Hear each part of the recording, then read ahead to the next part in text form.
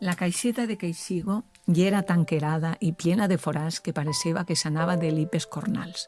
Feba una olor a rancio, a una mescla de tocino i ensúndia. Lleva una olor apegalosa, com a de alls machacats que se colava a la boca i se quedava pegada a la lluenga. Pareceba que, a lo poco que quedaba ya de la madera de la caixa, s'heban quedau marcats en el foc de la vida no solo esa olor antigua, també els secrets i les penes que allí dintro s'heban guardau. Dintro de la caixa lleva una docena d'escapularis, 2 hechizos barrocos que yeran copiats del llibre de San Cipriano i un paper doplau, arrugau i tan escolriu que quasi no se podeva llegir. Ve prendre el paper amb molto cuidau, com a fent-li la reverència quasi. I lo que me ve trobar va ser este relato, sin nom i sin títol. Conforme anava llegint-lo, se m'anava corropint l'alma. Allí, en lo poco que se podeva veure, perquè els sants s'havien menjat el paper quasi, se mostrava ben platera una corada endolorida d'una dona. No se sabe pas de què any ni de què època. Un maitino de primavera, tal dia de l'Encarnació, quasi el rei a l'alba, estava jo plantada davant del pòrtico de la iglesia. Una briscanyeta freda se me colava per l'esquena. I era tassaguers del mes de marzo i les campanillas solo heban començau a despuntar. Les primeres xicoines apuntaven vergonyoses i espantades pels tusalers de les toperes.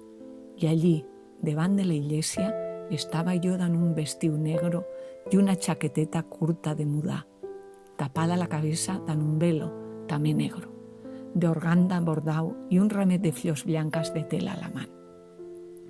Jo he preferit una floreta de les que començaven a naixer, una clavelina, però lleva que creure lo que a una le manaven i van dir que caleva llevar flors de tela. També me van fer posar unes sabates de xarol negro que feban clucs tot caminant i que dan un tacón punxigudo me trambaniaven un poco. Me casava a les 8 i m'anava amagant ta que degú me vedese plorar. Un món desconeixeu i pleno de torrocs se me'n veniva encima. Lo que m'esperava era tristesa i pena i jo solo tenia 20 anys. Però ja m'ho havia dit mamai. Per lo menos no me quedaria ta vestir santos ni de tiona a casa ta treballar com una somera. I ara, un dia després de la boda, estigo així, crucificada, sin poder bochar-me, goteant-me el dolor per les cames i tan apocada que ara mismo me'n tornaria a casa dels meus pais. No sé pas si podré resistir una altra nit com esta.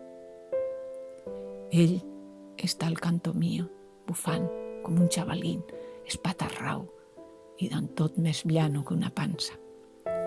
¿Podré aguantar jo els ataques d'esta nit i de les que viene i de totes les altres? Jo tengo confianças de que le trobe bel poco de gusto als clucs que la lluna me fa cada vegada que ell me acomete. Dan els uells plorosos, torno a deixar el paper drinto de la caixeta i me viene a la recordança lo que padrino diva.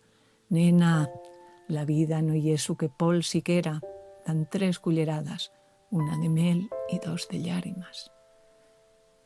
La caixeta parece que mira y asiente.